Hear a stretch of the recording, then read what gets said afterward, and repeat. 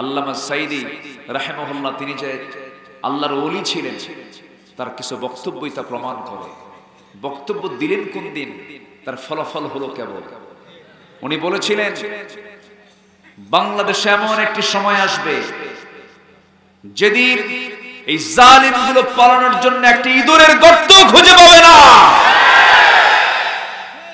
এখন কলা পাতায় শুয়ে থাকে। কি পাতায় শুয়ে থাকে? কলা পাতা। এই দেশে আলেমদের ভিতরে সবচেয়ে বেশি নির্যাতিত যিনি হয়েছেন আলেমকুল শিরোমণি আল্লামা শহীদ দেলোয়ার হোসেন সাইদি। তার প্রতি যে নির্যাতনটা করা হয়েছে, রিমান্ড রেকর্ড করা, জেলখানা নয় সেলে রাখা হয়েছে, তাকে মানসিক যন্ত্রণা দেওয়া হয়েছে, শেষ পর্যন্ত তাকে পরিকল্পিতভাবে হত্যা পর্যন্ত করা হয়েছে। তাকে জেলখানা থেকে মেডিকেলে নেওয়ার মূল কারণ হলো তাকে দুনিয়া থেকে বিদায় করা। হার্টের রোগী হাসতে পারে না। যারা মেডিকেল সায়েন্স পড়েছেন, যে হার্টের রোগী তার মুখ থেকে হাসি কখনো আসে না। তাকে শুভেচ্ছার স্বাগতম, প্রধান বক্তার আগমন, লিল্লাহে তাকবীর, লিল্লাহে তাকবীর। প্রধান বক্তার আগমন, শুভেচ্ছার স্বাগতম, প্রধান বক্তার আগমন, শুভেচ্ছার স্বাগতম, লিল্লাহে তাকবীর, লিল্লাহে তাকবীর। প্রিয় ভাইরা, আন্দোলনের আলো, শহীদ হাদিসের আলো, লিল্লাহে তাকবীর।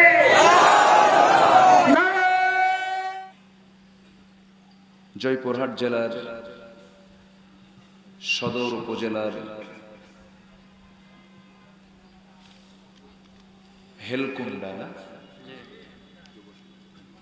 হেলকুন্ডা যুব সমাজ মাহফিল ইন্তেজামি কমিটি কর্তৃক আয়োজিত দ্বিতীয় বার্ষিকী তাফসীরুল কোরআন মাহফিল 2024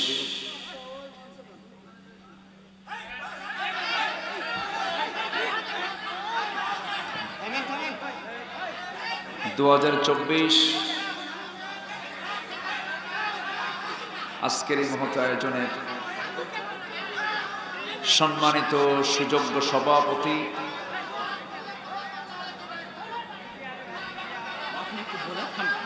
আজকের মাহফিলের বরেণ্য সাহেবে সদর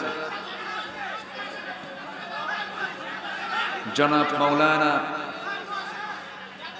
আবু জাফর,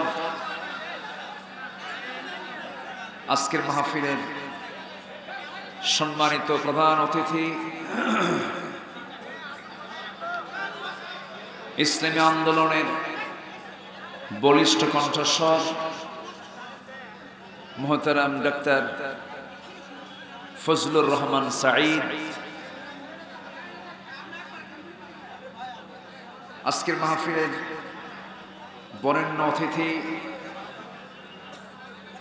জনাব মাওলানা এইচ.এম. হাবিবুল্লাহ মিসবাহ এবং আমার ডান পাশে বসা আরেক মিসবাহুল আজম মিসবাহ, উপস্থিত হযরত উলামায়ে কেরাম, ফদলা ইজাম, সুশীল সমাজ, জাতির শ্রেষ্ঠ সন্তান শিক্ষক মণ্ডলী, জাতির বিবেক সাংবাদিক বৃন্দ,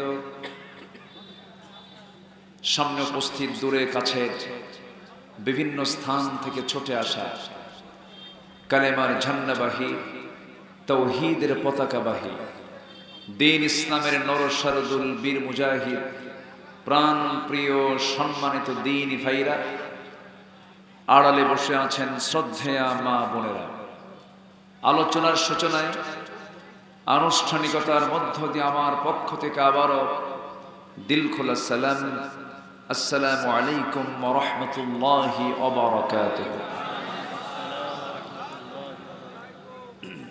সবাই কেমন আছেন? আমাকে প্রশ্ন করলেন ভালো থাকি কেমনে? এই যে আপনারা চিৎকার করতেছেন,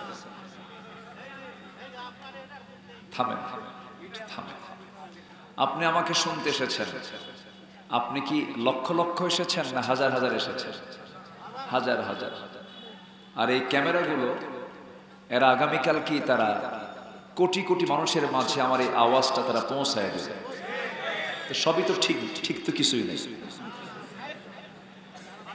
এটা উচিত ছিল এই মঞ্চটাকে আরো 4 ফিট উঁচা করা, সামনে 20 ফিট স্পেস বের করে এটা বের করা। ক্যামেরার জন্য কোথায়? ক্যামেরা তো আসবেই, তো আপনারা তো এটা ব্যবস্থা করতে পারেন না। তো দোষ আপনার, ধমক দিচ্ছেন কেন? তাও ঠিক, সবই ঠিক। তো বিষয়টা হলো পরিস্থিতি বুঝতে হয়। পরিস্থিতি বুঝে, এই যে ধরেন এখানে 20 জন, এখানে 10 জন, এই 20 জন আর 10 জন কিন্তু দেখতে পাচ্ছে না, আর বাকি সবাই কিন্তু দেখতে পাচ্ছে। কারো কোনো প্রবলেম হচ্ছে আপনাদের? সমস্যা কয়জনের? সমস্যা করলো কয়জন বলেন তো? এই 20 থেকে 30 জন। সবর, ধৈর্য ধরতে হয়। কান তো আছে, শোনেন, একটু ধৈর্য ধরে। এরা তো আসছে অনেক কষ্ট করে, অনেক দূর থেকে, 50 মাইল 60 মাইল দূর থেকে অনেক কষ্ট করে তারা আসছে। তারা রেকর্ড ধারণ করছে। এই আওয়াজগুলো মানুষের কানে কানে পৌঁছায় দেবে, ঘরে ঘরে পৌঁছায় দেবে। আলহামদুলিল্লাহ বলবেন না? এখন ধমক দেন, আর ধমক দাও। যাই হোক, অনেকে বুঝি না, না বুঝে হয়তো এরকম হয়ে যায়। মহান রব্বুল আলামিনের শুকরিয়া, আমরা বসতে পেরেছি, আসতে পেরেছি জান্নাতের বাগানে। আল্লাহ তাআলা আমাকে সেই তৌফিক দান করেছেন। সেই মহান রবের শানে বলে উঠছি আলহামদুলিল্লাহ।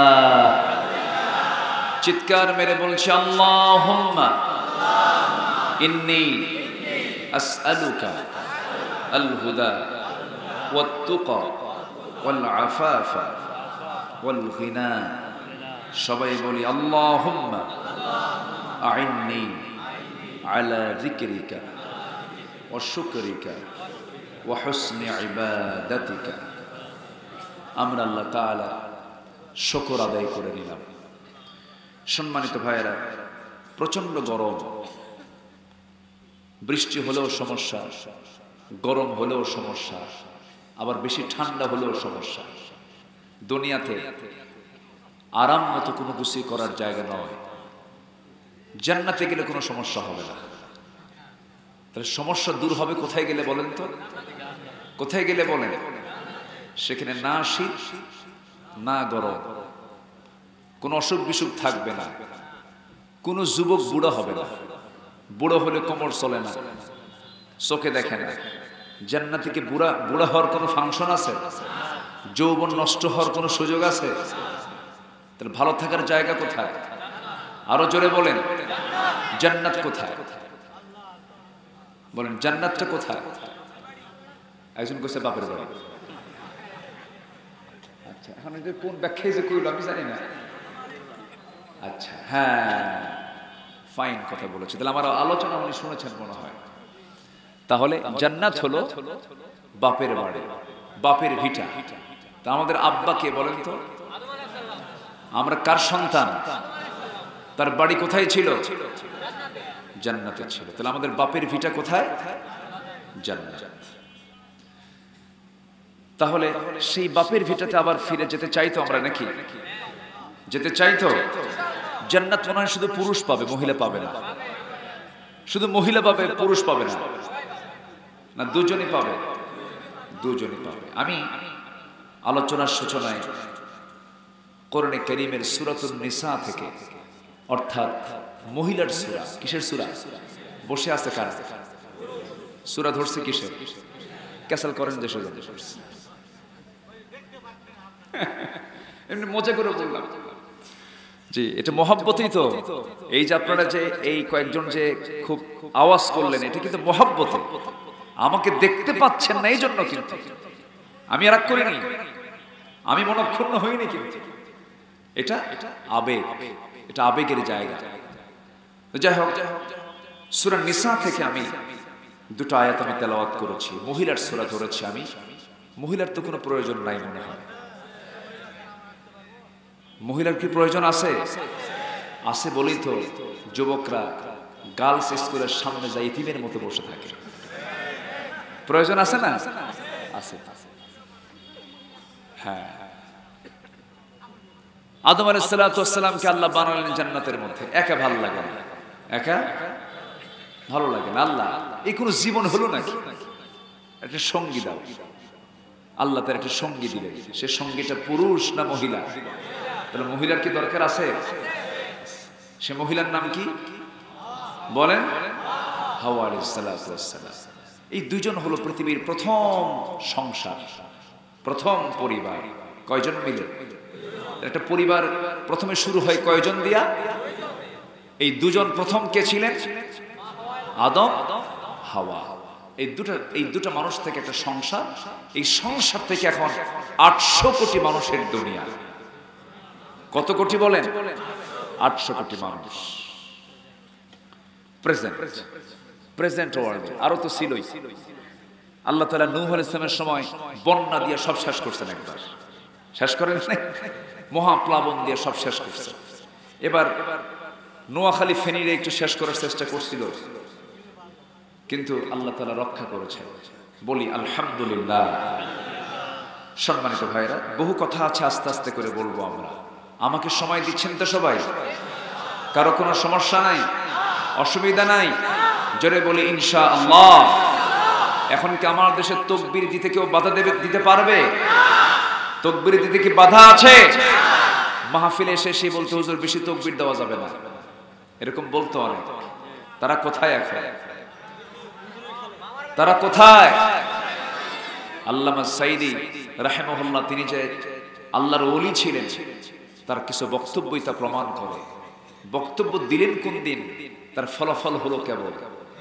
উনি বলেছিলেন, বাংলাদেশে এমন একটি সময় আসবে যেদিন এই জালিমগুলো পালানোর জন্য একটি ইঁদুরের গর্ত খুঁজে পাবে না।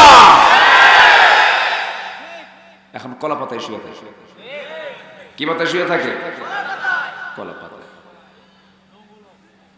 সম্মানিত ভাইরা, এটাই বাস্তব। আল্লাহর আওয়াজ, তাকবীর পৃথিবীর কেউ বন্ধ করতে পারবে?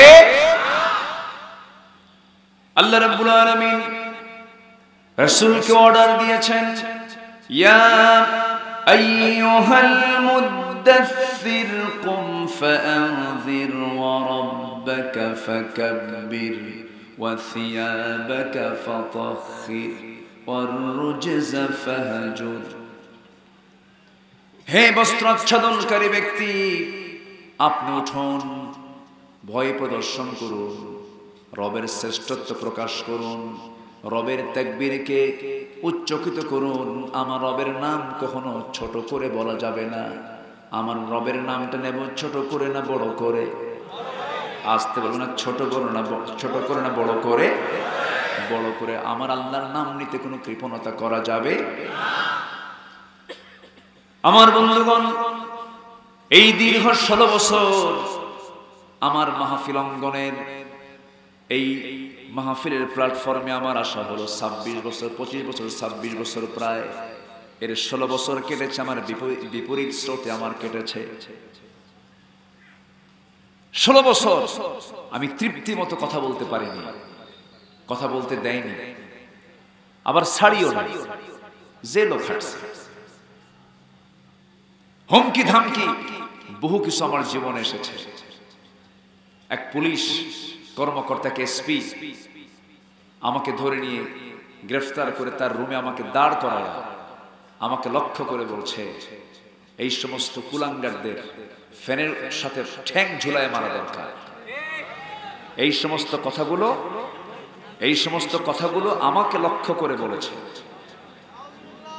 সম্মানিত ভাইরা, সেই নোংরা লোকগুলো আজকে কোথায়? সব পালায়ে গেছে।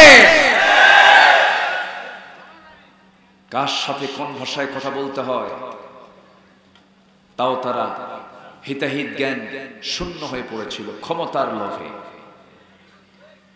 সম্মানিত ভাইয়েরা, অসংখ্য ভাইদেরকে মেরে রক্তাক্ত করা হয়েছে, গুম করা হয়েছে, খুন করা হয়েছে। কিন্তু একটা বিষয় সুস্পষ্ট, জুলুম যত বাড়বে, অত্যাচার নির্যাতন যত বাড়বে, দিন কায়েমের পথ তত সুগম হয়ে যাবে। বিজয় আসে কার পক্ষ থেকে? নাসরুম মিনাল্লাহ ওয়া ফাতহুন করিব। বিজয় আসে কার পক্ষ থেকে? আল্লাহর পক্ষ থেকে। বিজয়টা দিয়েছেন কে বলেন তো? সবেমাত্র নির্বাচন শেষ হয়েছে, ক্যাবিনেট গঠন হয়ে গেছে, মন্ত্রী সব সেট আপ হয়ে গেছে, স্বপ্নেও ভাবে নাই এই ঝড় কোন দিক দিয়ে আসবে। খালি কইল রাজাকারের নাতিপুতিরা চাকরি পাবে। রাজাকার শব্দ ওরা ব্যান্ড করেছিল, সে রাজাকার শব্দ হয়ে গেছে ব্র্যান্ড। আমি কে, তুমি কে, রাজাকার রাজাকার। আল্লাহ বললেন, তুই যে শব্দ দিয়া ক্ষমতাকে পাকাপোক্ত করতে চেয়েছিলি, সেই শব্দ দিয়ে তোকে আজকে নামায়া দিলাম। আমার কথা কি বোঝা যায়? সবাইকে শুনতে পাচ্ছেন? আমি সূরা নিসা থেকে 124, 126 কয়টা আয়াত হলো? 3টা আয়াতের তেলাওয়াত দিয়ে শুরু করেছি। এই 3টা আয়াতকে সামনে রেখে আমি কিছু কথা বলতে চাচ্ছি। ওয়ামা তাওফীকি ইল্লা বিল্লাহ আলাইহি তাওয়াক্কালতু ওয়া ইলাইহি উনীব। আসুন মূল আলোচনার দিকে আস্তে আস্তে চলে যাই। আমল পুরুষ করুক আর মহিলা করুক, উভয়ের পুরস্কার আছে না নাই বলেন তো? আছে। শুধু শর্ত হলো ইমানদার হতে হবে। কি হতে হবে? ইমানদার হতে হবে। আমার মা বোন যারা আসছেন, ভাববেন না যে আপনার জন্য ওয়াজ নাই। আপনার জন্য কোরআনে যে ওয়াজ, আবার পুরুষের জন্য সেই কোরআনে সেই একই ওয়াজ। জান্নাত আপনি যা পাবেন পুরুষও সেই পাবে, কোনো তফাৎ নাই। কিন্তু কিছু হুকুম মানার ক্ষেত্রে, যেরকম পর্দা অবলম্বন করার ক্ষেত্রে, পুরুষের সতর হলো নাভি থেকে হাঁটুর নিচ পর্যন্ত, আর মেয়েদের সতর হলো মাথা থেকে পা পর্যন্ত। কিন্তু আজকে পুরুষের গায়ে কাপড় বেশি না মহিলার গায়ে কাপড় বেশি? আচ্ছা, মেয়েরা যে পোশাক পরবে, পুরুষের পোশাক পরতে হবে হলো পাজামা যেটা পরবে, লুঙ্গি যেটা পরবে, এটা পরবে গিরার উপরে, টাকনুর উপরে, যেটা পায়ের যে গিরা আছে টাকনুর উপরে, এটা পরা পুরুষের জন্য জরুরি, আবশ্যক, ওয়াজিব। কিন্তু সেই পোশাকটা, সেই পাজামাটা পুরুষ অধিকাংশই পরে গিরার উপরে না গিরার নিচে? নিচে। আর মেয়েরা গিরার, মাশাআল্লাহ, এটা বিশাল ব্যাপার না? মানে যে যা পরা দরকার তার উল্টাটা করছে। তাহলে এখন সমাজ চলছে সোজা হালে না উল্টা হালে? এক সলিমুদ্দিন গেঞ্জি পড়ছে, গেঞ্জি তো গেঞ্জি পড়ছে উল্টা করে, গেঞ্জি পড়ছে উল্টা করে। এখন দূর থেকে দেখে কি ব্যাপার, মাথা দেখি একদিকে, গেঞ্জি দিকে আরেক দিকে। সম্মানিত ভাইয়েরা, আজকে সমাজের গেঞ্জি উল্টা করে পরানো হয়েছে। এটাকে সোজা করার জন্য আইন দরকার, আর সেই আইনের জন্য বাবার আইন দেওয়া যাবে না, স্বামীর আইন দেওয়া যাবে না। কেউ বাবা নিয়ে ব্যস্ত, কেউ স্বামী নিয়ে ব্যস্ত, কারো বাবার দেশ, কারো স্বামীর দেশ, মাঝখান দিয়ে আমরা শেষ। আমরা কাউ কিনে ব্যস্ত হব না, আমরা আল্লাহর আইন কিনে ব্যস্ত হব। জোরে বলি ইনশাআল্লাহ। আমাদেরকে আইন দিয়েছেন তিনি কে? আইনদাতা কে? একমাত্র আইন দিতে পারেন তিনি কে? আল্লাহ তাআলা। কত গালি যে শুনেছি আমরা। আমাদেরকে বলেছে মৌলবাদী, আমাদেরকে বলেছে কট্টরপন্থী, আমাদেরকে বলেছে রক্ষণশীল, আমাদেরকে বলেছে জঙ্গিবাদী। এরকম হাজারো তকমা দিয়ে আমাদেরকে কোণঠাসা করার চেষ্টা করা হয়েছে। যারাই এই সমস্ত ষড়যন্ত্র করেছিল, তারাই আজকে ষড়যন্ত্রের সমস্ত জাল ছিন্ন করে তারাই হয়ে গেছে এই দেশের সবচেয়ে বড় অপরাধী। ফয়সালা কার? আসতে বলবেন না, ফয়সালা কার? আল্লাহ পাক। আমরা আমলগুলো করব, জোরে বলি ইনশাআল্লাহ। যদি পারি বোনের হক মেরে খাবে, যদি পারি বান্দার হক মেরে খাবে, যদি পারি ওজনে কম দেব, যদি পারি মিথ্যা কথা বলবো, যদি পারি মিথ্যা সাক্ষী দেব। এগুলো তো আমার দেশে নাই। আসতে বলবেন না, আছে না নাই? ইমানদার কি এগুলো করতে পারে? ইমানদারের কাজ এগুলো হতে পারে? আমার বন্ধুগণ, আসুন আমরা ধীরে ধীরে আলোচনার দিকে চলে যাই। আল্লাহ রাব্বুল আলামিন বলেন, وَمَن يَعْمَلْ مِنَ الصَّالِحَاتِ مِنْ ذَكَرٍ أَوْ أُنثَىٰ وَهُوَ مُؤْمِنٌ فَأُولَٰئِكَ يَدْخُلُونَ الْجَنَّةَ وَلَا يُظْلَمُونَ نَقِيرًا। জোরে বলুন আল্লাহু আকবার। যে সমস্ত বান্দাগুলো নেক আমল করবে, সে পুরুষ হোক আর নারী হোক, সে যদি ইমানদার হয়, সে যদি বিশ্বাসী হয়, ইমানদার যদি হয়ে থাকে, আল্লাহ নিজে বলছেন আমি আল্লাহ রাব্বুল আলামিন তাকে জান্নাতে প্রবেশ করাবো। জোরে বলুন সুবহানাল্লাহ। শর্ত হলো মুমিন হতে হবে। কি হতে হবে? মুমিন। মুমিন কাকে বলে? মুমিনের সংজ্ঞা আল্লাহ রাব্বুল আলামিন, মুমিনের গুণগুলো আল্লাহ রাব্বুল আলামিন কোরআনে কারীমের বিভিন্ন জায়গায় বিভিন্ন প্রেক্ষাপটে উল্লেখ করেছেন।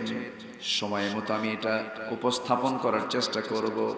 124 নম্বর আয়াতে একটু আগে আল্লাহ রাব্বুল আলামিন আরেকটা আয়াতে বলছেন, ওয়াল্লাযীনা আমানু ওয়া আমিলুস সালিহাতি সানুদখিলুহুম জান্নাতিন তাজরি মিন তাহতিহাল আনহার খালিদিনা ফিহা আবাদা ওয়া'দাল্লাহি হাক্কান ওয়া মান আসদাকু মিনাল্লাহি কিলা। জোরে বলুন আল্লাহু আকবার। ঈমান যারা আনবে, নেক আমল যারা করবে, অচিরেই আমি তাদেরকে এমন জান্নাতে প্রবেশ করাবো যে জান্নাতের নিচ দিয়ে নহর প্রবাহিত, পার্মানেন্ট জান্নাত তাকে দেওয়া হবে, কখনো সেখান থেকে সে বের হবে না। এবং এটা আল্লাহ তাআলার ওয়াদা। কার ওয়াদা বলেন? আসতে বলবেন না, কার ওয়াদা? আল্লাহর ওয়াদা। আর আল্লাহ নিজে বলছেন আমার চাইতে সত্য কথা আর কেউ পৃথিবীতে বলতে পারে না। সে আল্লাহর জান্নাত পাওয়ার জন্য আমাকে আপনাকে সবার আগে যে গাইডলাইন, যেই কিতাবটা আমাকে সব সময়ের জন্য ফলো করতে হবে, সেই কিতাবের নাম কি বলেন? সেই কিতাবের নামটা কি বলেন? আল কোরআন। কোরআনটাকে যে গাইডলাইন মনে করবে তার কোনো সমস্যা নাই। কোরআনকে যে ব্যক্তি মনে করবে এটাই আমার একমাত্র পথ, মত, চিন্তা, সব কিছু, কোরআন যে খুলে, কোরআন যে মেনে জীবন সাজায় নেবে, কোরআন তাকে জান্নাতের দরজায় পৌঁছায় দেবে। জোরে বলি সুবহানাল্লাহ। কিন্তু আমার দেশে বহু তরিকার লোক আছে, কি মরণের কালে আজরাইল এসে যখন বলবে তুমি কিসের লোক, উত্তরে কি কয়? হ্যাঁ, কি যেন সুন্দর করে সাজায়, পারি না। হ্যাঁ, ন্যাংটা বাবার লোক, ন্যাংটা বাবার লোক। সম্মানিত ভাইয়েরা, সেই দিন কোন ব্যক্তি দিয়া, সেই দিন কোন নেতা দিয়া বান্দা নাজাত পাবে না। বান্দা নাজাত পাবে তার ব্যক্তিগত আমল দিয়া। কি দিয়া? আমল দিয়া। ওহুয়া মুমিন, তাকে মুমিন হতে হবে। আর মুমিন যে ব্যক্তি ঈমানের দাবি করবে, তার সাথে কোরআনের সম্পর্ক থাকবে অল্প না বেশি বেশি? অল্প না বেশি বেশি? 24 ঘন্টা সে চলবে কি হাতে নিয়ে? কোরআন হাতে নিয়ে। এটা হচ্ছে জান্নাতের গাইডলাইন। কিসের গাইডলাইন? জান্নাতের গাইডলাইন। সেই কোরআনে আল্লাহ তাআলা কিছু কিছু জবাব দিয়েছেন। কোরআন তো এমন একটা কিতাবের নাম যেখানে প্রশ্ন আছে, উত্তরও আছে। প্রশ্ন আছে, উত্তরও আছে। আবার জান্নাত যাওয়ার জন্য আল্লাহ তাআলা যে আমলগুলো, সব আমলগুলো ফাঁস করে দিয়েছে। সব প্রশ্নের জবাব আল্লাহ তাআলা রেখেছেন না উত্তর দিয়ে দিয়েছেন? দিয়ে দিয়েছেন। হাজারো প্রশ্নের মাঝে, হাজারো প্রশ্ন উত্তরের মাঝে আমার সামনে আমি 13টা প্রশ্ন এবং তার জবাব আমি একটু দিতে চাচ্ছি। আমাকে সময় দেবেন তো সবাই? আমরা মাহফিলে এসেছি শুধু শোনার জন্য না ইবাদতের জন্য? যেখানে বসে আছি আমরা, এটা কি ইবাদতের জায়গা নয়? এখন নিঃসন্দেহে এটা ইবাদতের জায়গা। ইবাদত মনে করে যদি বসি তাহলে আমাদের শেষ কাজ হবে দোয়া করে এখান থেকে ওঠা। এমন সিদ্ধান্ত কি নেওয়া যায়? জোরে বলি ইনশাআল্লাহ। এই যে ভাই, এই যে কোথায় যাচ্ছেন? বসেন বসেন বসেন, এই বসে বসেন বসেন বসেন। চাপ চাপ চাপ নিম্ন চাপ, হ্যাঁ নিম্ন চাপ। যদি খুব চাপ লাগে সেটা ভিন্ন কথা। চাপ তো দুই প্রকার, একটা নিম্ন চাপ আর একটা হচ্ছে ঊর্ধ্ব চাপ। বিড়ি খাওয়া চাপ। দেখেন না গ্রামীণ দরবারের ভিতর থেকে হঠাৎ করে মাতব্বর নাই, মাতব্বর গেল কই? ঘরের পিছনে যায় ঊর্ধ্ব চাপে ব্যস্ত। কই গেছিলেন? ব্রেন কাজ করলো না, একটু ফ্রেশ করলাম। কম্পিউটার হ্যাং মারলে রিফ্রেশ করে, আর মাতব্বররা মাথা হ্যাং মারলে পরে বিড়ি খায় রিফ্রেশ করে। একটু বসে বসে কোরআনে প্রশ্ন আছে, তার জবাবও আছে। হাজারো প্রশ্নের মাঝে 13টা প্রশ্ন আমি আজকে একটু প্রেজেন্ট করি, আবার মূল আলোচনার দিকে আস্তে আস্তে চলে যাচ্ছি। ওহুয়া মুমিন, মুমিন যে ব্যক্তি বলবে আমি মুমিন, সে যদি মুমিন হতে পারে তার জন্য অবশ্যই জান্নাত আছে না নাই? জান্নাত কয় বিঘা? কি কয় বিঘা? জান্নাতের কোনো বিঘা জানা আছে আপনাদের? বিঘা জানা আছে? শুধু জেনে নেন, অসংখ্য লোকের মাঝে আল্লাহ তাআলা যে বান্দাকে সর্বনিম্ন জান্নাত দিবেন, সেই জান্নাতটা হবে 10টা পৃথিবীর মতো একটা জান্নাত। কয়টা পৃথিবী? তাহলে 10টা পৃথিবীর মতো একটা জান্নাত আপনি পাবেন 7 দিনে একদিন জুমার নামাজ পড়ে। আস্তে আস্তে, হ্যাঁ 7 দিনে একদিন জুমার নামাজ পড়ে। এত সস্তা জান্নাত না, এত বড় একটা জান্নাত। আমেরিকায় একটা বাড়ি হলে, ঢাকার গুলশানে একটা ফ্ল্যাট হলে, মালয়েশিয়ায় সেকেন্ড হোম হলে, ইউরোপ, ইতালি, জার্মানিতে একটা বাড়ি হলে, সিটিজেনশিপ পেলে ও ভাবে যে আমি দুনিয়াতেই নাই। আল্লাহ বলছেন সর্বনিম্ন জান্নাত আমি তোমাকে দেব হলো 10টা পৃথিবীর মতো একটা জান্নাত, যা চোখ দেখেনি, কান শোনেনি, অন্তর এটা কল্পনাও করেনি। এমন এক অকল্পনীয় বিশাল একটি জান্নাত আমার আপনার জন্য রেখেছেন। তিনি কে? জন প্রতি একটা করে।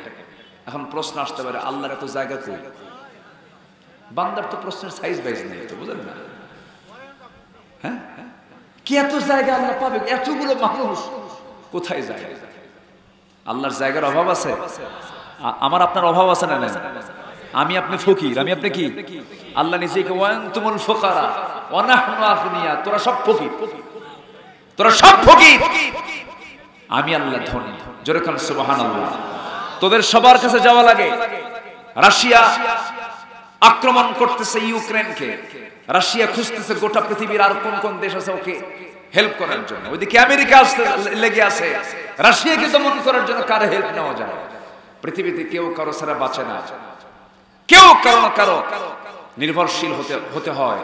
কিন্তু নির্ভরশীল হতে হয় না একমাত্র তার, যিনি হচ্ছেন কুল হু আল্লাহু আহাদ আল্লাহুস সামাদ। আল্লাহ স্বনির্ভর, আল্লাহর কারো প্রতি নির্ভর হওয়া লাগে না। একটু মনোযোগ দিয়ে শুনুন।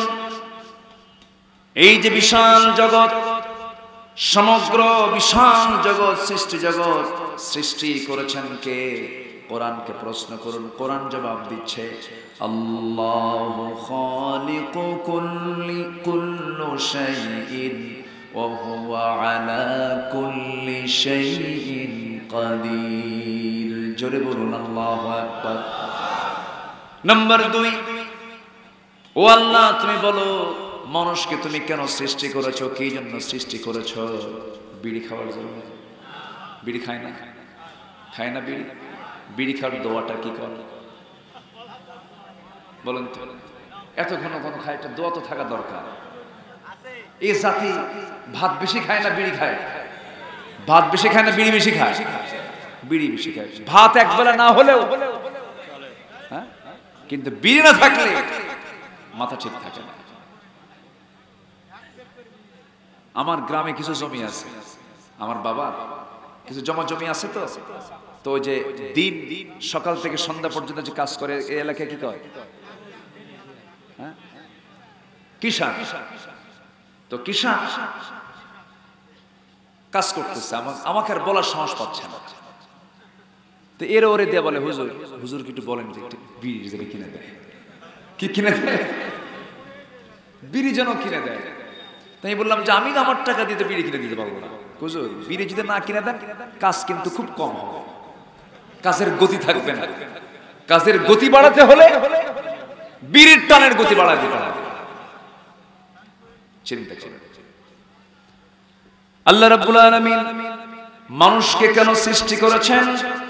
হারাম কোনো খাবার গ্রহণ করার জন্য নয়, সময়টাকে নষ্ট করার জন্য নয়। সময় তো খুব দামি জিনিস। এই পৃথিবীতে সবচেয়ে বড় অপরাধ হলো বান্দার জন্য যে বান্দার সময়কে নষ্ট করে। এখানে বসে আছি, আমাদের সময় কি নষ্ট হচ্ছে নাকি? সময় নষ্ট হচ্ছে নাকি? মাজলিসু ফিকহিন খায়রুম মিন 60 সানা। দিন আলোচনার একটা বৈঠকে বসা মানে 60,000 নফলে 60 বছর নফল ইবাদত করলে যে সওয়াবটা হবে তার চেয়ে বেশি সওয়াব আল্লাহ রাব্বুল আলামিন তার আমলনামায় দিয়ে দেন। আমার বন্ধুগণ, আল্লাহ মানুষকে কেন সৃষ্টি করেছেন? খুব কমন আয়াত, আমার আপনার ঘরের আয়াত। সবাই ঠোঁট মিলিয়ে আমার সঙ্গে বলুন, ওয়ামা খালাকাতুল জিন্না ওয়াল ইনসা ইল্লা লিয়াবুদুন। বন্ধুগণ, এই জীবন এবং মৃত্যু আল্লাহ তুমি কেন দিয়েছো? জীবন দিলেই বা কেন, মৃত্যু দিলেই বা কেন? এর কারণটা কি? এই দুনিয়াতে জীবন নিয়ে আসছিলাম, আবার জীবনটা চলে যাবে, মৃত্যু নিয়ে আমাকে দুনিয়া থেকে বিদায় হতে হবে। এর উদ্দেশ্য কি? আল্লাহ রাব্বুল আলামিন বলেন, আল্লাযী খালাকাল মাউতা ওয়াল হায়াতা লিয়াবলুয়াকুম আইয়ুকুম আহসানু আমালান ওয়া হুয়াল আজিজুল গফুর। জোরে বলুন আল্লাহু আকবার। এই জীবন মৃত্যু দেওয়ার উদ্দেশ্য হলো তোমাদের মধ্যে কোন কোন বান্দাগুলো ভালো আমল করতে পারো, নেক আমলের জন্য দুনিয়াতে পাঠিয়েছি। দুঃখজনক হলো সত্য, এই দুনিয়াতে, আজকের দুনিয়াতে আমরা যা দেখতেছি, এই দুনিয়াতে বান্দারা ভালো কাজ বেশি করে না খারাপ কাজ বেশি করে? বলেন, ভালো কাজ না খারাপ কাজ? খারাপ কাজটাই বেশি করে। ভালো কাজের জন্য আল্লাহ রাব্বুল আলামিন আমাকে আপনাকে পাঠিয়েছেন। নাম্বার 4 হলো, তোমার এই উপদেশগুলো কারা শুনবি? তোমার কালামের কথাগুলো কোন কোন বান্দাগুলো শুনতে পারে? আল্লাহ তুমি বলো। আল্লাহ রাব্বুল আলামিন এক জায়গায় বলছেন, সায়াযাক্কারু মান ইয়াখশা ওয়া ইয়াতাজান্নাবুহাল আশকাল্লাযী ইয়াসলান নারাল কুবরা। জোরে বলুন আল্লাহু আকবার। আমার এই জিকির, আমার এই কোরআন তারাই স্মরণ করবে, তারাই ফলো করবে যারা আমাকে ভয় করে। অর্থাৎ আমরা ভয় করব কাকে? আসতে বলবেন না, কাকে? আল্লাহকে ভয় করব। একজন বান্দা একমাত্র ভয় যদি আল্লাহকে করতে পারে, পৃথিবীর কোনো খারাপ কাজ তার দ্বারা হতে পারে না। আমার আপনার জীবনের সকল কাজের জন্য সবচেয়ে বড় রাজসাক্ষী তিনি কে? আসতে বলবেন না, তিনি কে? আলোতে দেখেন কে? অন্ধকারে দেখেন কে? আল্লাহ। আমার আল্লাহ তেমন আল্লাহ, অন্ধকারও দেখেন, আলোতেও দেখেন। এমনকি মা ফিস সুদূর, তোমার অন্তরে তুমি কি দানা বেঁধেছো, কি চিন্তা করতেছো, কোন জায়গায় বোমা মারবা, কোন জায়গায় তুমি খারাপ কাজটা করবা, কোন জায়গায় মেয়েরে নিয়ে আড্ডাবাজি করবা, নোংরামি করবা, জেনা করবা। পৃথিবীর কেউ জানলেও তোমার অন্তরের খবরটা জানেন তিনি আমার কে, আল্লাহ জানেন। একটু মনোযোগ দিয়ে কথাগুলো শোনেন, কোরআন দিয়ে কথা বলছি, মনোযোগ দিয়ে শুনবেন। নাম্বার 5 হলো তোমাকে ভয় করে চললে কি প্রতিদান পাবো আমরা। এবারে দেখেন আমরা আল্লাহকে যদি ভয় করি তার পুরস্কারটা কি কোরআন তার জবাব দিয়েছে কি দেয় নাই? দিয়েছে। আল্লাহ রাব্বুল আলামিন বলেন, লাকিনিল্লাযীনা তাকাও রাব্বাহুম লাহুম জান্নাতুন তাজরি মিন তাহতিহাল আনহারু খালিদিনা ফিহা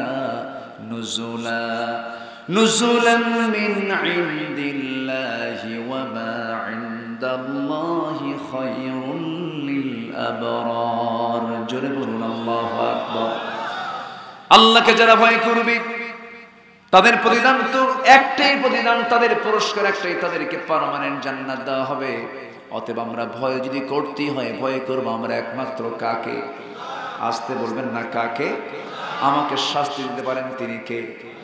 আমাকে জান্নাত দিতে পারেন তিনি আমার কে? সবচেয়ে বেশি শান্তি দিতে পারেন কে? সবচেয়ে বেশি গজব দিতে পারেন তিনি কে? আল্লাহ তাআলা। নাম্বার 6 হলো এই দুনিয়াতে তুমি যদি আল্লাহকে ভয় করো, ভয়ের ফলাফলে দুনিয়াতে তোমার জন্য কি কি বিপদ আসতে পারে। এই দুনিয়াতে যে বান্দার দিলের মধ্যে আল্লাহর ভয় আছে, দুনিয়াতে তার বিপদ আছে না নাই বলেন?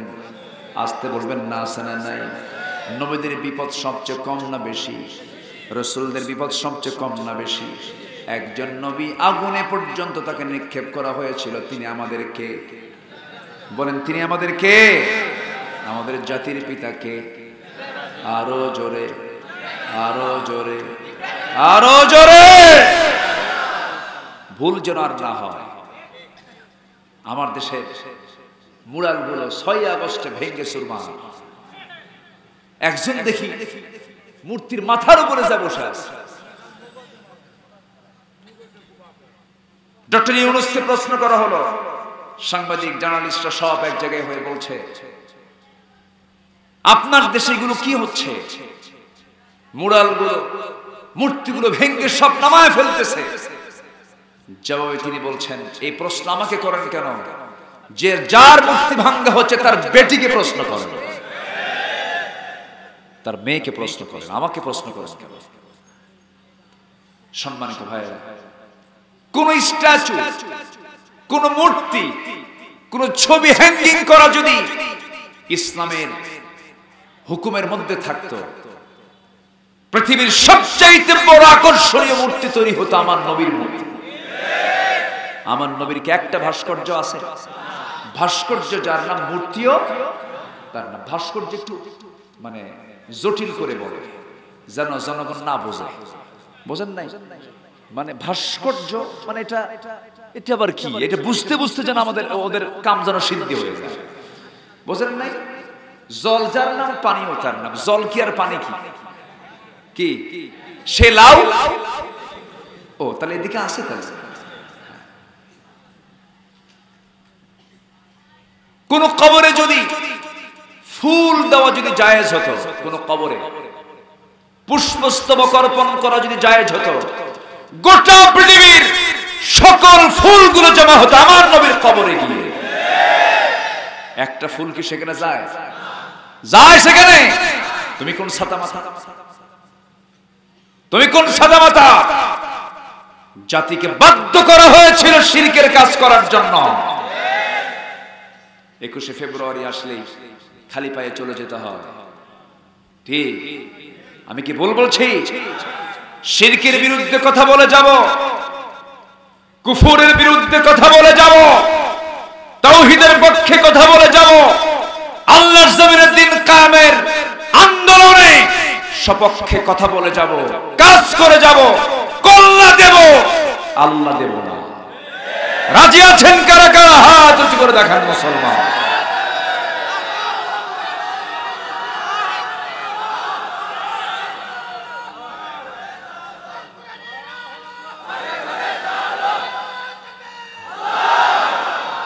আল্লাহ কবুল করুন, জোরে বলি আমিন। পীরের দরবারও শিরিক হয়। এখন কিছু ভণ্ড দরবার আছে না নাই? আমার দেশে এমন পীরও আছে, নির্বাচনে দাঁড়ায়, মুরিদ হলো 12,000, ভোট পায় 3,000। এমন মুরিদ ভোট দেয় না। আছে না নাই বলেন তো? আছে।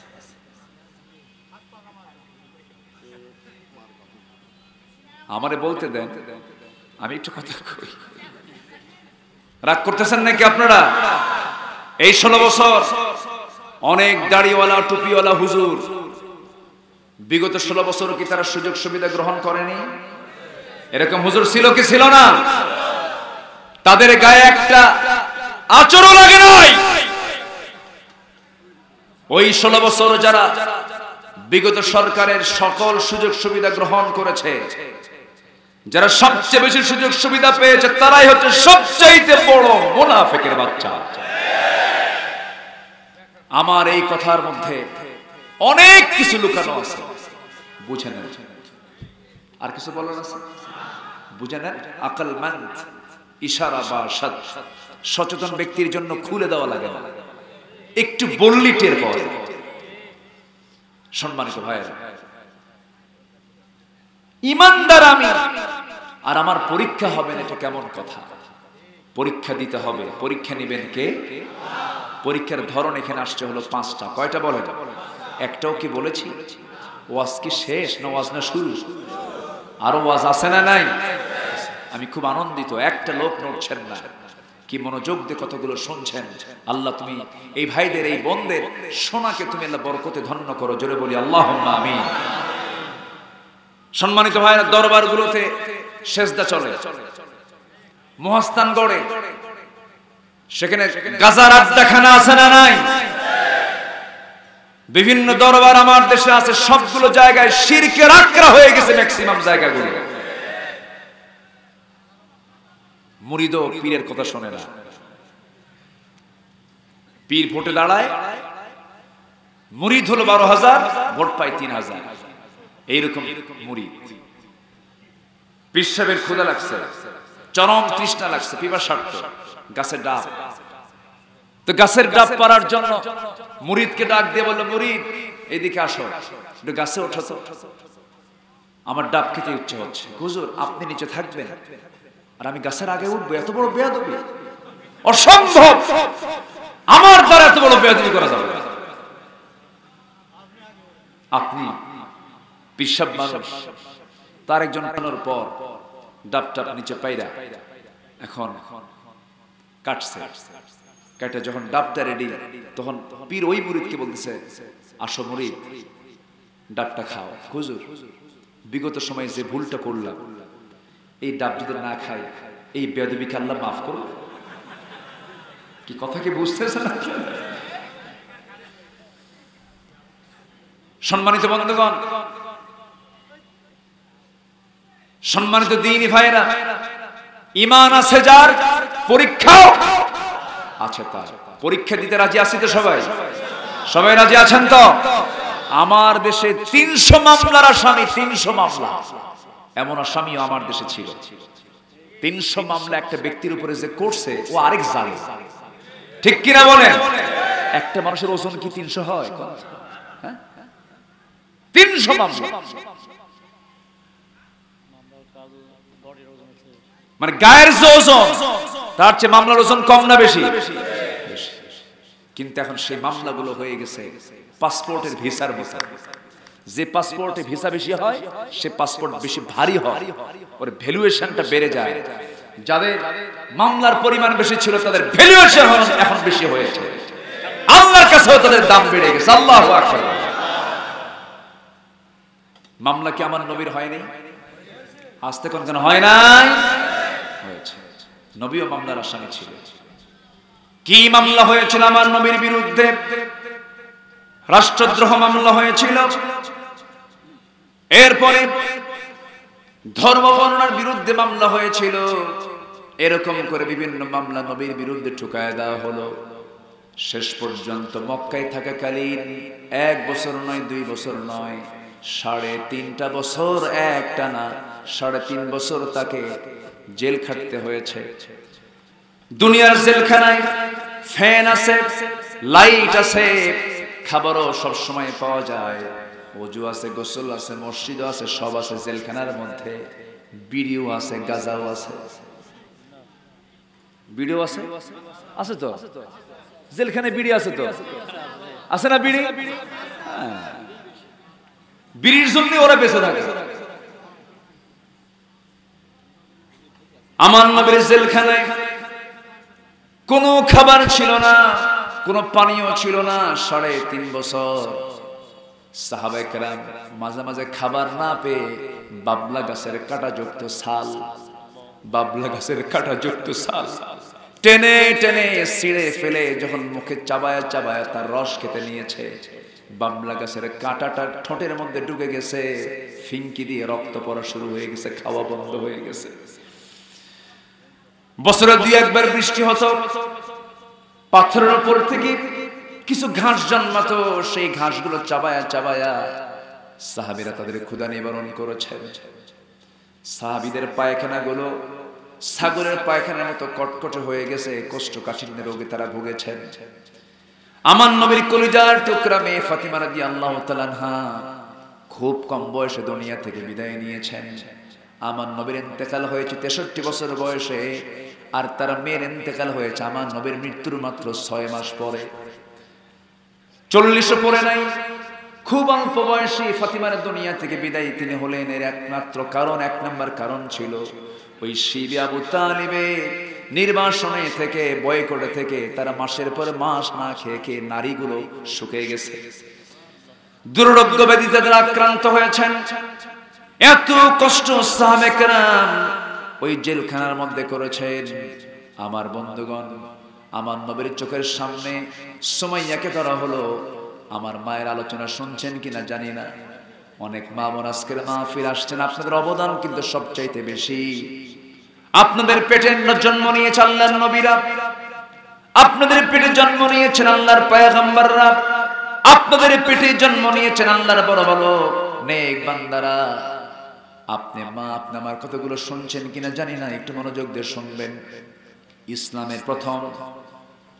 ইসলামের জন্য প্রথম যে রক্ত ঝরিয়েছে, ইসলামের ইতিহাসে সর্বপ্রথম দ্বীনের জন্য, ইসলাম কায়েমের জন্য যে শহীদ হয়েছে, এটা পুরুষের রক্ত নয়, একজন নারীর রক্ত। জোরে বলেন সুবহানাল্লাহ।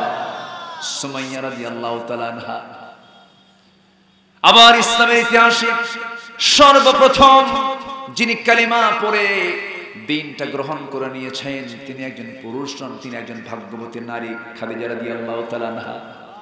মেয়েরা পিছিয়ে না, মেয়েরা এগিয়ে, পিছিয়ে না এগিয়ে।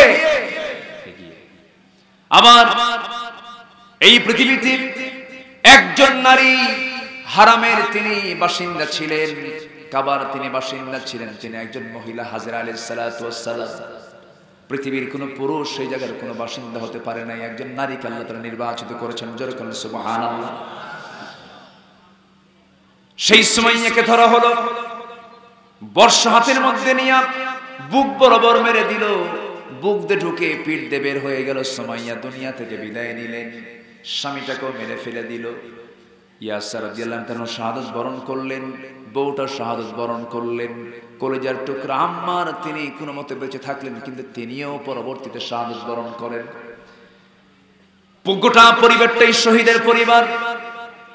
আমার নবীজি শুধু দূর থেকে ইঙ্গিত করেছেন, সাবরান আলা ইয়াসার, সাবরান আলা ইয়াসার, ফাইন্না মাউইদাকুমুল জান্নাহ। ধৈর্য ধরো, ধৈর্য ধরো, তোমাদের জন্য আল্লাহর জান্নাতের ওয়াদা হয়ে গেছে। জোরে বলেন সুবহানাল্লাহ। ধৈর্য আছে যার, জান্নাত আছে তার, শাহাদাত আছে যার, জান্নাতের ওয়াদা বাস্তবায়ন হবে তার জন্য। জোরে বলেন আল্লাহু আকবার।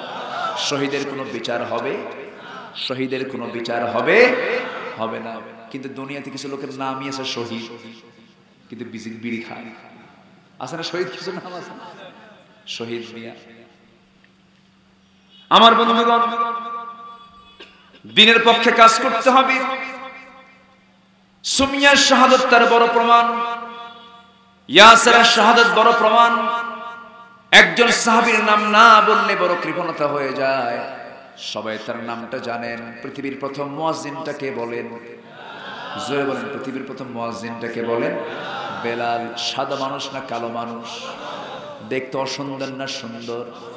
বাহ্যিকভাবে অসুন্দর আমরা মনে করি, কিন্তু কোনো কালো অসুন্দর নয়, কোনো ধলা অসুন্দর নয়, কারণ সব সুন্দর।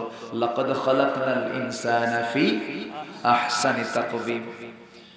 আপনি কাউকে কালো বললেন, কাউকে আপনি মন্দ মনে করলেন, আপনি তাকে খারাপ মনে করলেন, দেখতে ভালো লাগতেছে না, আল্লাহর সৃষ্টিকে নিয়ে আপনি এমন মন্তব্য করলে পরে আল্লাহ যদি একটু যদি মনে করেন, কি সুবিধা না অসুবিধা বলেন? অসুবিধা। আল্লাহ কাউকে কালার দিয়েছেন। এই পৃথিবীতে সবচেয়ে শক্তিশালী পুরুষ হলো, শক্তিশালী মানুষ হলো যারা কালো চামড়ার মানুষ, তাদের গায়ের শক্তি সবচাইতে বেশি। আল্লাহ তাআলা কালো চামড়ার লোকগুলোকে শক্তি দিয়েছেন, আল্লাহ তাদের আরেকটা গুণ দিয়েছেন, ভাগ করে দিয়েছেন। আমার বন্ধুগণ, বেলাল রাদিয়াল্লাহু তাআলা একজন কালো কুসকুসে মানুষ ছিলেন। মাঝে মাঝে আমার নবীর কানে একটা দিন শব্দই চলে আসলো। বেলালকে সাহাবীরা মাঝে মাঝে বলতেন কালো পাহাড় আসে, কালো পাহাড় আসে। কি পাহাড়? কালো পাহাড় আসে। রাসূল বলছেন, ও আমার সাহাবীরা, আমার কোন সাহাবীকে তোমরা কালো পাহাড় বলে ডাকো? তোমরা কি জানো আমার বেলাল দিনের জন্য কত ত্যাগ স্বীকার করেছে? আমার কালো বেলালকে তোমরা কালো পাহাড় বলে ডেকো না, কারণ যে বেলালকে কষ্ট দেবে আমি রাসূল, আমাকে সে কষ্ট দেবে, আর আমাকে যে কষ্ট দেবে সে আল্লাহকে পর্যন্ত কষ্ট দেবে। আমার নবীজি হলেন ইমাম। মুয়াজ্জিনটাকে বলেন, মুয়াজ্জিন কে? ইমাম এবং মুয়াজ্জিন কাছাকাছি পদ। নবী নামাজ পড়াইছেন, বেলাল আযান দিয়েছেন, নবীর পাশে বেলাল, বেলালের পাশে নবী, দুজন এত কাছাকাছি মানুষ, অথচ বাহ্যিক সুরতের দিক থেকে এমন লোকের পাশে বেলাল দাঁড়ানো যে নবীর চেহারার দিকে তাকালে পরে একটা শত্রু পর্যন্ত চেহারা ঘুরাতে পারত না। আমার নবীর সিরাত এবং সূরাত দুটাই সুন্দর ছিল।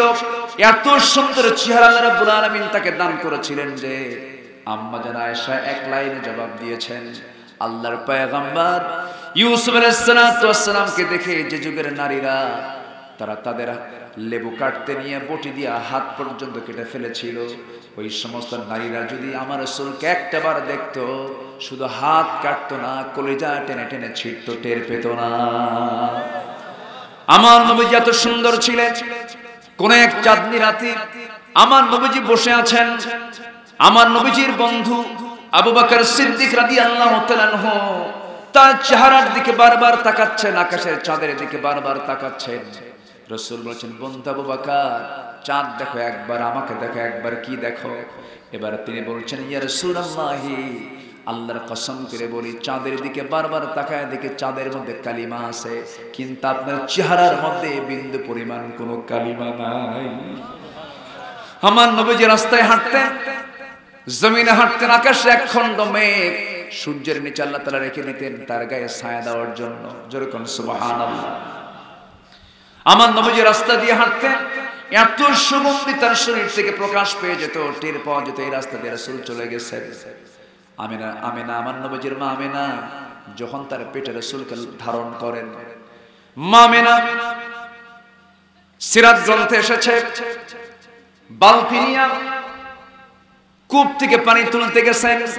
কূপের পানি সাধারণত নিচে থাকে, দড়ি দিয়ে তুলতে হয়, বালতি দিয়ে তুলতে হয়, কিন্তু মা আমিনা তিনি যখন সন্তানকে যখন পেটে ধারণ করেছেন, রাসূলকে যখন পেটে নিয়েছেন, যে যখন পানি আনতে যেতেন তখন লক্ষ্য করে দেখতেন পানি তোলার জন্য দড়ি লাগতো না, উপচে পড়ে পড়ে কূপ দিয়ে পানি গড়ে গড়ে নিচের দিকে পড়তো। আমার নবীজির কত বরকত ছিল। মা আমিনার পেটে যখন আমার রাসূল জন্ম নিলেন, পেটে আসলেন, আমিনা যে দিক দিয়ে যায় সেই দিক দিয়ে সুগন্ধে ভরপুর হয়ে যায়। মা আমিনার শাশুড়ি আমার নবীজির দাদি সঙ্গে সঙ্গে বলে ফেললেন, ও আমার ছেলে বউ, মেয়েদের যখন রাস্তায় বের হতে হয় তখন সুগন্ধি লাগাতে হয় না, তোমার গায়ে এত সুগন্ধি তুমি লাগায় কেন, বাইরে যাও। মা আমিনা বলেন, আমার শাশুড়ি আম্মা, আমি তো সুগন্ধি লাগাই না, কিন্তু কেন জানো, আমার পেটে এই শিশুর যখন আবির্ভাব হয়েছে সেই দিন থেকে আমার শরীর থেকে সুঘ্রাণ ছড়তে থাকে। জোরে বলেন সুবহানাল্লাহ। আমার নবীজি কত দামি মানুষ ছিলেন। আমার নবীজির যখন জন্ম হয়ে গেল, 3টা দিন পার হয়ে গেছে। তৃতীয়তম রাত্রিতে রাসূলকে দেখার জন্য নবীজির একজন চাচা ছিল, যে চাচা ইসলাম কবুল করে নাই, কিন্তু সারা জীবন নবীর পক্ষে কথা বলেছেন, এমনকি জেল পর্যন্ত খাটছেন। সেই চাচার নামটা কি বলেন তো? সব তো ওয়াজ পারে। হ্যাঁ, শেষ করে দিই নাকি? আলোচনা চালাবো? জোরে বলি ইনশাআল্লাহ। আমি এ পর্যন্ত লক্ষ্য করে দেখলাম 7 থেকে 8 জন লোক উঠছেন।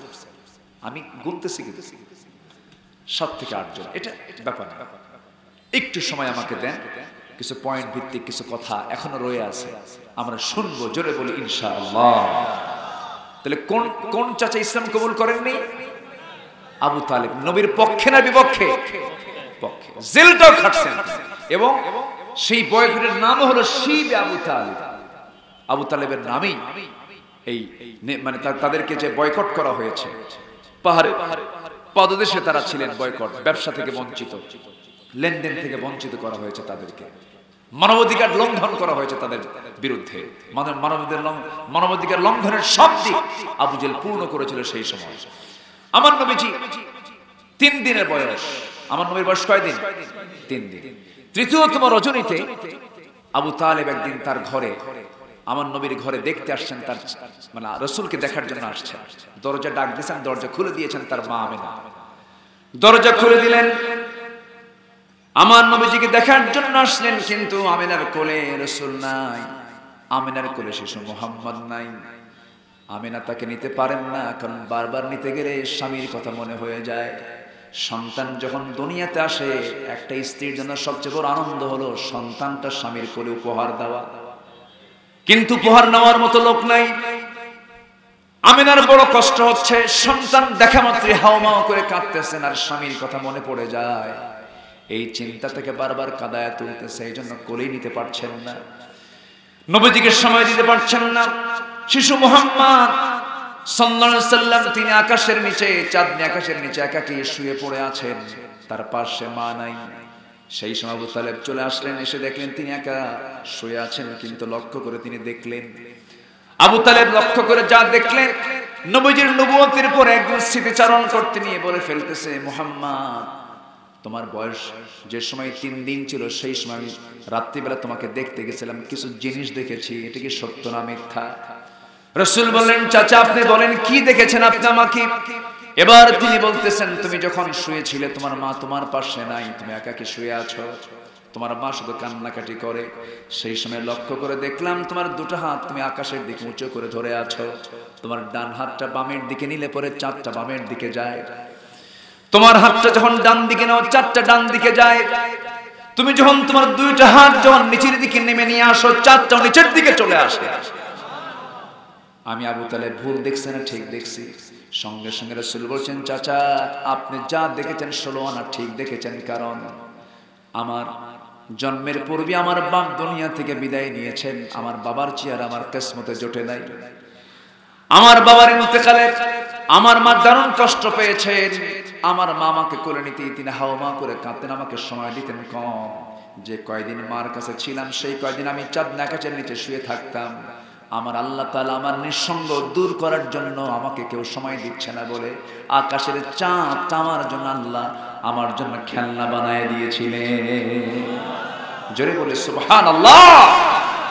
সেই নবীর জন্ম কোন মাসে? এই মাসের নাম কি? মানে এই মাসের নাম কি? একটু কথা বলার দরকার আছে না? আচ্ছা, এই জন্য একটু হালকা বলে ফেললাম। সম্মানিত ভাইয়েরা, যে রাসূলের জন্য আকাশের চাঁদ নড়াচড়া করে, যে নবীর হাতের ইশারা আকাশের চাঁদ দ্বিখণ্ডন হয়, কত দাম তার, কত সম্মান তার, যে রাসূলকে আল্লাহ তাআলা নিজে মুহাম্মদ সম্বোধন বলে ডাকেন না। আর সেই রাসূলকে নিয়ে আজ আমার দেশে বিগত 54 বছর এই নাস্তিকরা রাসূলকে নিয়ে বাজে কথা বলেছে। এদের বিরুদ্ধে তালিকা তৈরি করা দরকার, একটা একটা ধরে চূড়ান্ত শাস্তি নিশ্চিত করা হলো সময়ের দাবি।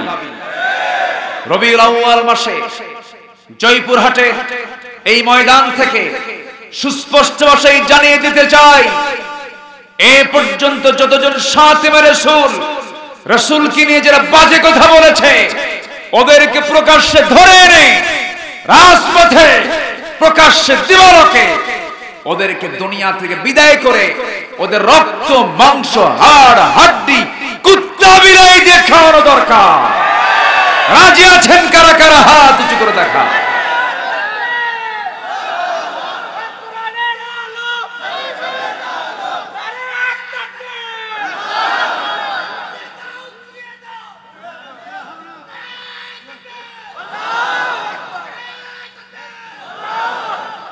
সম্মানিত ভাইয়েরা, আমার দেশে এখনো ইসলাম বিদ্বেষী, কোরআন বিদ্বেষী চক্র আছে না নাই? সম্মানিত ভাইয়েরা, এদেশের সাংবাদিকদের ভিতরে সবচাইতে বেশি মজলুম, দীর্ঘদিন ধরে কারাবরণ করেছেন মজলুম একজন সাংবাদিক।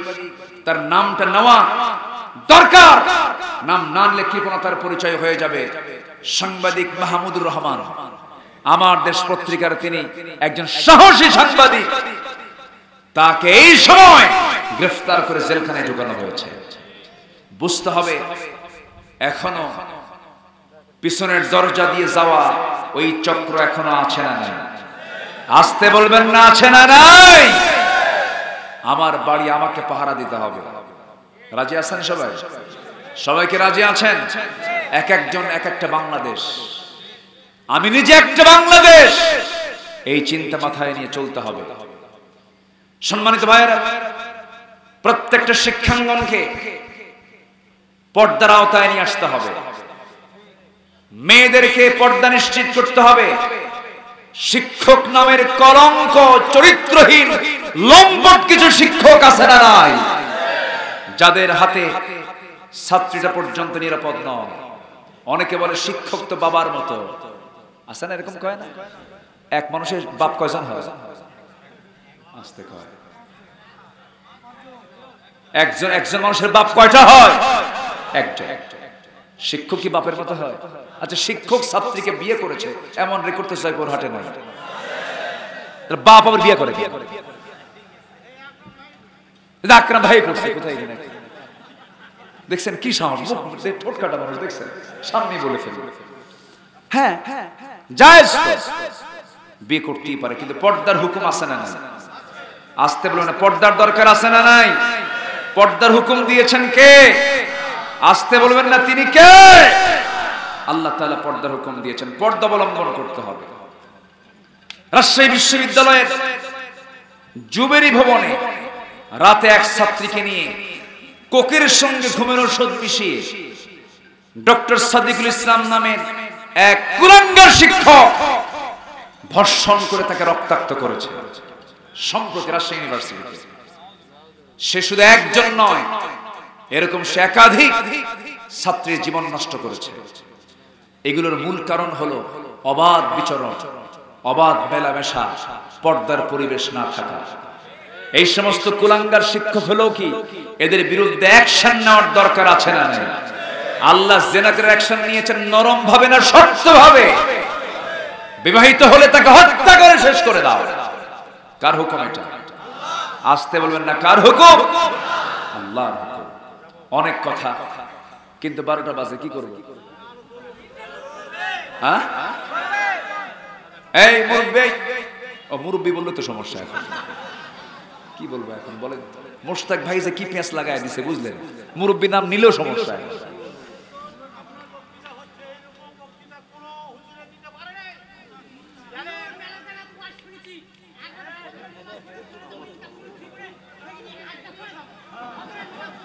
ফজর নামাজ পড়ে যাবো, ঠিক আছে? সবাই থাকেন, আমি চলে যাব।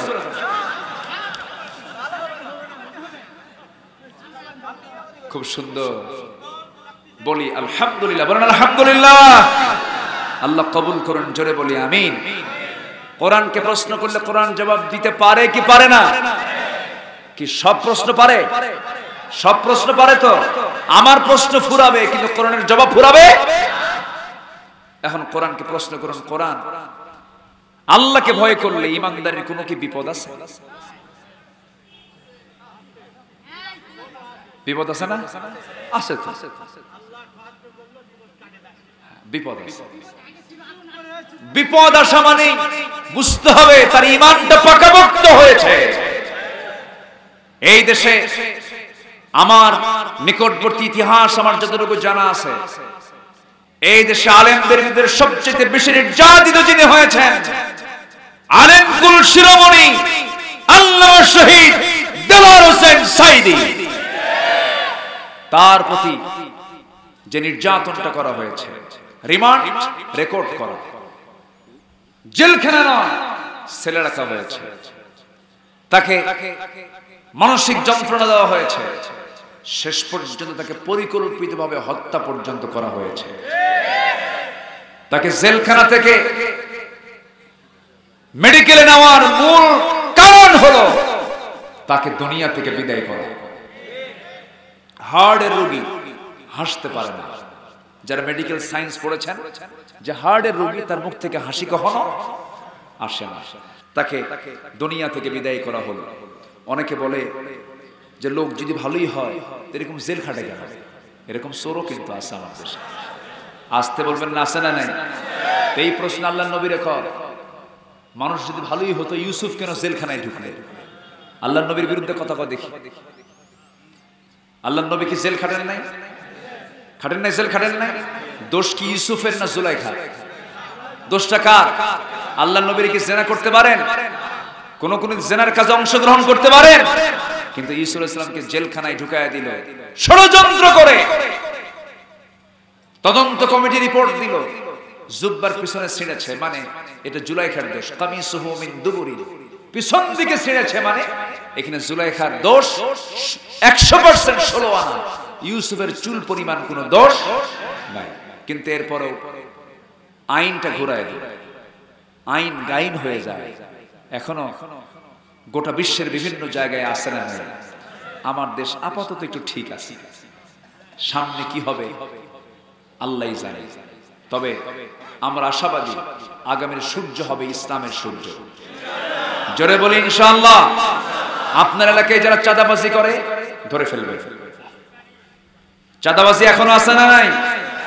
যে দলের ছত্রছায়ায় চাঁদাবাজি হবে কঠোর হস্তে দমন করতে হবে তাদের। তাছাড়া ছাত্রদের রক্তের সঙ্গে বেঈমানি করা হবে। ১,৫০০ ছাত্র, ১,৫০০ তাজা প্রাণ চলে গেছে ৫ আগস্টের আগে পরে। তাহলে এই রক্তগুলো যে তারা দিয়ে দিল এমন দেশ গঠন করার জন্য, যে সুদ, ঘুষ, জেনা, ব্যভিচার এগুলো কায়েম হোক, তারা কি চেয়েছে? চায় না। আমাদেরকে তার পাহারা দিতে হবে। আল্লাহ পাক কবুল করুন, জোরে বলে আমিন। আল্লাহ তাআলা পরীক্ষা করবেন ৫টা। কয়টা বলেন তো? ৫টা। একটা আয়াত আল্লাহ রাব্বুল আলামিন ৫টা পরীক্ষার কথা বলেছেন। সূরাতুল বাকারা কোট করে নেন, ১৫৫ নম্বর আয়াত। ১৫৫ নম্বর আয়াত আল্লাহ রাব্বুল আলামিন সুন্দর করে বলছেন।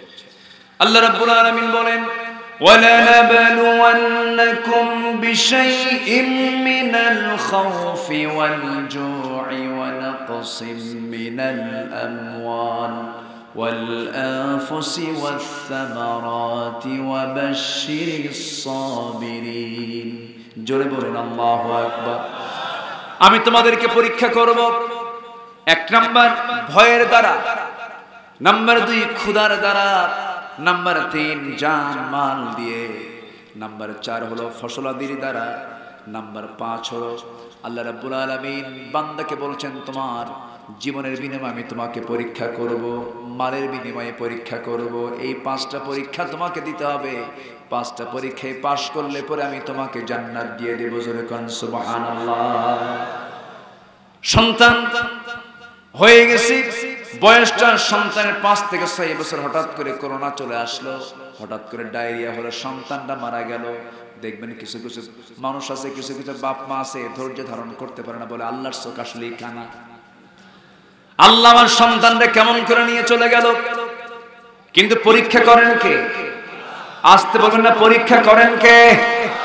আমার নবীকে আল্লাহ তাআলা ৪টা ছেলের সন্তান দান করেছেন। ৪টা ছেলের সন্তান মারিয়া কিপ্তি সহ আম্মা জান খাদিজার পেটে মোট ৩টা আর একটা ৪টা ছেলের সন্তান আমার নবীর। সন্তান 4টা আল্লাহ তাআলা তাকে উপহার দিয়েছিলেন, কিন্তু সবগুলো সন্তান মারা গেছে বালেগ অবস্থায় না নাবালেগ অবস্থায়।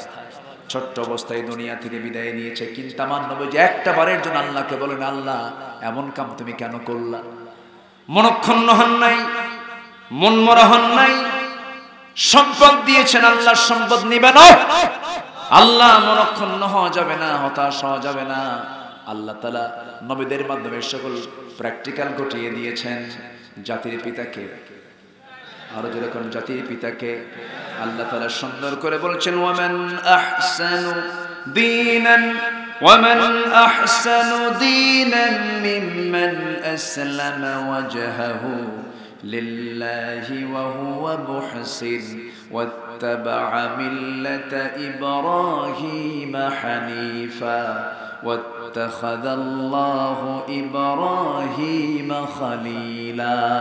জোরে বলুন আল্লাহু আকবার। প্রথম আয়াতে আল্লাহ তাআলা মুমিন দেখতে চান, দ্বিতীয় আয়াতে মুহসিন দেখতে চান। কি দেখতে চান? মুহসিন। মুহসিন মানে যারা ভালো ভালো কাজ করতে পারে। আল্লাহু আকবার বলেন।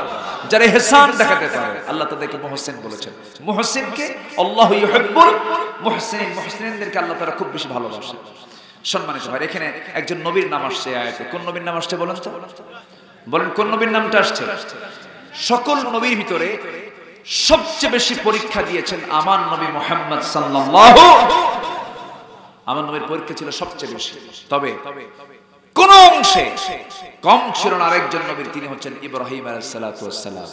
তার পরীক্ষা জীবনে এমন পারিবারিক পরীক্ষা, সামাজিক পরীক্ষা, রাষ্ট্রীয় পরীক্ষা, তারপরে সন্তান দিয়ে পরীক্ষা, সকল পরীক্ষায় আমাদের জাতির পিতা ইব্রাহিম ইসলাম তিনি সেকেন্ড হয়েছেন না ফার্স্ট হয়েছেন? সেকেন্ড হয়েছেন না ফার্স্ট হয়েছেন? ফার্স্ট হয়েছেন। পরীক্ষা করা হলো। 80 বছর পর্যন্ত বাচ্চা হয় না। কত বছর? আচ্ছা, 80 বছর পরে কি বাচ্চা হওয়ার সম্ভাবনা থাকে? হ্যাঁ, আর হয় না, আর চলে। ওনার এক চাচার হয়েছে। আচ্ছা, আরেকজন কয় চাচার হয়েছে না চাচির হয়েছে? আচ্ছা, যাক, শুধু ওয়াজ আজকে আমি করতেছি না, শ্রোতা সহ ওয়াজ করতেছে। খুব ভালো, আজকে জমে গেছে মনে হয়। শ্রোতা ওয়াজ করে, বক্তা ওয়াজ করে। মাশাআল্লাহ। তাহলে 80 বছর বয়সে বাচ্চা দিতে পারেন তিনি কে? আসতে বলবেন না, তিনি কে? আবার বাপ ছাড়া সন্তান আছে না? কে সে সন্তানের নাম কি? এখনো মারা যাননি তিনি, আবার আসবেন। কে? কে? ঈসা রূহুল্লাহ। এই নবীকে আবার ইহুদি খ্রিস্টানরা বলে কি জানেন? আল্লাহর বেটা। জোরে করে নাউজুবিল্লাহ। ঈমান আছে না গেছে? ঈমান আছে না গেছে? আবার আরেকজন নবী উযাইর আলাইহিস সালাতু ওয়াস সালাম, উযাইর, এই নবীকে আবার ইহুদির বাচ্চারা বলে এটা আল্লাহর বেটা। জোরে করে নাউজুবিল্লাহ। তাহলে ইহুদিরা এক নবীকে নিয়ে আসে আল্লাহর বেটা বানায়া, খ্রিস্টানরা আরেক নবীকে বানায় আসে আল্লাহর বেটা নিয়ে। এই ইহুদি খ্রিস্টানদের কোনো ঈমান আসতে বলো ঈমান নাই। তাহলে ওরা ঈমানদার না কাফের? ওরা ঈমানদার না মুশরিক? আল্লাহ বলছেন ওয়া হুয়া মুমিন। মুমিন হয়, মুমিন হলে জান্নাত পাবে। মুমিন হলে কি পাবে? জান্নাত পাবে। আমরা কেমন বিশ্বাস করি আল্লাহর সন্তানাদি আছে? তো সে সন্তান 80 বছর পরে আল্লাহ তাআলা একটা সন্তান দিয়েছেন ইব্রাহিম ইসলামকে। সেই সন্তানটার নাম কি বলেন তো? বলেন কি নাম? ইসমাঈল। আল্লাহ তুমি সবাইকে সেই ইসমাঈলের জন্মের জায়গা ঘোরার তৌফিক দিয়ে দাও। আমি যতবার যাই মক্কা মুকাররমায়, মদিনা মুনাওয়ারায় ঢুকলে মনে হয় কি জানেন, আমার খুব পছন্দের, খুব আপনজনের বাড়িতে আসছে। খুব ভালো লাগে। বরঞ্চ আমার কাছে দিল থেকে বলছি, আমার বাড়ির চেয়ে, আমার ঘরের চাইতো বেশি প্রিয় মনে হয় আমার আল্লাহ তাআলার এই ঘরগুলো। যেরকম সুবহানাল্লাহ। সব জিনিস দেখতে দেখতে পুরাতন লাগে, কিন্তু আল্লাহর ঘর কাবার দিকে তাকালে মনে হয় শুধু নতুন দেখছি, নতুন দেখছি, নতুন দেখছি। আল্লাহু আকবার বলেন। যতবার তাকাবেন ততবার রহমত, যতবার তাকাবেন ততবার রহমত। আল্লাহু আকবার। পৃথিবীর প্রথম ঘর কার ঘর? আসতে বলবেন না, কার ঘর? আল্লাহর ঘর। সন্তান হয় না, 80 বছরে আল্লাহ তাআলা হাজেরার গর্ভে একটা সন্তান দিলেন। কার গর্ভে বলেন তো? এটা কি প্রথম বউ না দ্বিতীয় বউ? বলেন বলেন বলেন। অনেকে জানেন না, এই জন্য একটু ব্যাখ্যা করে বলা দরকার। আচ্ছা, এগুলো আজকে একটু শোনা দরকার আছে নাকি? আচ্ছা, শোনার দরকার আছে না নাই? দ্বিতীয় বউ, প্রথম বউয়ের নাম কি?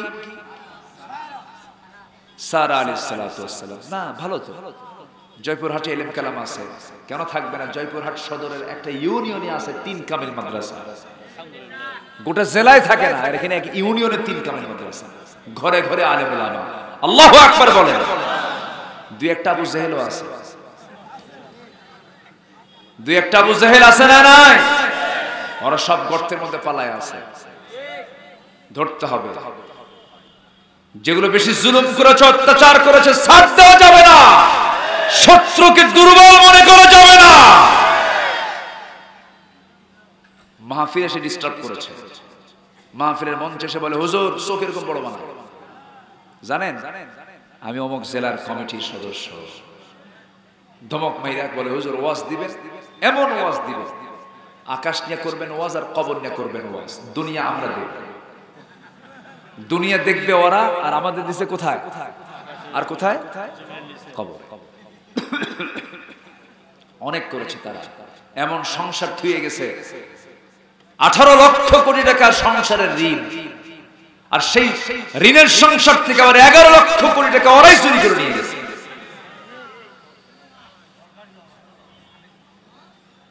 কষ্ট হচ্ছে নাকি আপনাদের শুনতে? আমরা কি পরীক্ষায় পাশ করতে চাই? সন্তান হয়েছে, পেটে আসছে, স্বামী বলছেন বউকে, হাজেরা তোমার এই জায়গায় রেখে গেলাম, থাকো। এবার তিনি বলছেন, আমার স্বামী আপনি যে রেখে গেলেন, আল্লাহর কি ইঙ্গিত আছে? অবশ্যই আল্লাহর ইঙ্গিত আছে। তিনি আলহামদুলিল্লাহ বলে বললেন, আপনি নিঃসন্দেহে চোখ বন্ধ করে চলে যান, আমার আল্লাহ আমাকে হেফাজত করবে। এটাই হলো নির্ভরশীলতা। কার উপরে? কার উপরে? আর আমার আপনার বউ, তুই থুয়ে যাবি এখানে, আমি আরেকটা খুঁজে নেব। কি কথা বোঝেন নাই? আমি আরেকটা খুঁজে নেব। থাকলে সন্তান আসলো, পানি নাই, ছটফট করলেন, জমজম কূপ তৈরি হয়ে গেল। যেরকম সুবহানাল্লাহ। বিপদে সাহায্য করেন কে? বিপদের রাস্তায় সাহায্য একমাত্র কার খোলা? আল্লাহ। আপনার বিপদ যত বেশি হবে, সাহায্য তত কাছে আসে। আমার বন্ধুগণ, নাম্বার 7 হলো, তোমার চলার পথে আমরা বন্ধু হিসেবে কাকে গ্রহণ করব? আমাদের বন্ধু 1 নাম্বার কে বলেন? ইন্নামা ওয়ালিয়ুকুমুল্লাহু ওয়া রাসূলুহু ওয়াল্লাযীনা আমানু। নাম্বার 8 হলো, চলার পথে যদি কোনো ভুল হয়ে যায় তখন আমরা কি করব? আল্লাহ আল্লাহ বলছেন, বান্দা আমার কাছে মাফ চাবি। قل يا عبادي الذين أسرفوا على أنفسهم لا تقنطوا من رحمة الله إن الله يغفر الذنوب جميعا। জোরে বলুন আল্লাহু আকবার। গুনাহ হবে আমার, মাফ করবেন কে? মাফ করবেন কে? আল্লাহ তাআলা। নাম্বার 9 হলো, তোমার পথে কি আমরা সাহায্য পাবো নাকি? আল্লাহ বলছেন, সাহায্য কেন? সাহায্য তো আমার পক্ষ থেকে তোর জন্য ওয়াজিব হয়ে যাবে। ওয়া কানা হাক্কান আলাইনা নাসরুল মুমিনিন। নাম্বার 10, তুমি কি আমাদের জন্য যথেষ্ট হবে নাকি? আল্লাহ বলো, হাসবুনাল্লাহু নি'মাল ওয়াকিল নি'মাল মাওলা ওয়া নি'মান নাসির। জোরে বলুন আল্লাহু আকবার। নাম্বার 11 হলো, তোমার পথে সবচেয়ে উত্তম কাজ কোনটা তুমি একটু বলে দাও। আল্লাহ রাব্বুল আলামিন বলছেন, যারা পানির ঠোঁট মিলিয়ে বলেন, ওয়া মান আহসানু কাওলান মিম্মান দাআ ইলাল্লাহি ওয়া আমিলা সালিহান ওয়া ক্বালা ইন্নানি মিনাল মুসলিমিন। জোরে বলুন আল্লাহু আকবার। নাম্বার 12 হলো কেউ যদি তোমার অবাধ্য হয়ে যায়, আনুগত্য না করে তার ফয়সালা কি? আল্লাহ বলছেন ওয়া মাইয়াসিল্লাহা ওয়া রাসূলাহু ওয়া ইয়াতাআদ্দা হুদুদাহু ইউদখিলহু নারান খালিদান ফিহা ওয়া লাহু আযাবুম মুহিন। জোরে বলুন আল্লাহু আকবার। অবাধ্য হলে জান্নাত না জাহান্নাম? জাহান্নাম। নাম্বার 13 সর্বশেষ, ও আল্লাহ আমরা কি কি গুণ অর্জন করলে পরে তোমার জান্নাত পাবো, এটা আমাদের জানার দরকার আছে না নাই? বলে হতে হবে মুমিন, হতে হবে কি? মুমিন হতে হবে, মুহসিন, মুহসিন হতে হবে, মুমিন হতে হবে। মুমিনের কি কি গুণ থাকা দরকার? আল্লাহ রাব্বুল আলামিন সূরা মুমিনুনের প্রথম দিকে 7টা গুণের কথা বলেছেন। নামাজ ঠিক রাখা, জিহ্বা ঠিক রাখা, ওয়াদা ঠিক রাখা, আমানত ঠিক রাখা, নামাজকে কন্টিনিউ করা, যত্নের সঙ্গে আদায় করা, ওয়াদা নষ্ট না করা, যৌবনের হেফাজত করা, লজ্জাস্থানের হেফাজত করা। এই কয়েকটা গুণ অর্জন করলে পরে আল্লাহ রাব্বুল আলামিন থেকে জান্নাতুল ফেরদাউস দিয়ে দিবেন। জোরে বলেন সুবহানাল্লাহ। আল্লাহ কবুল করুন। জোরে বলি আমিন, আরো জোরে আমিন।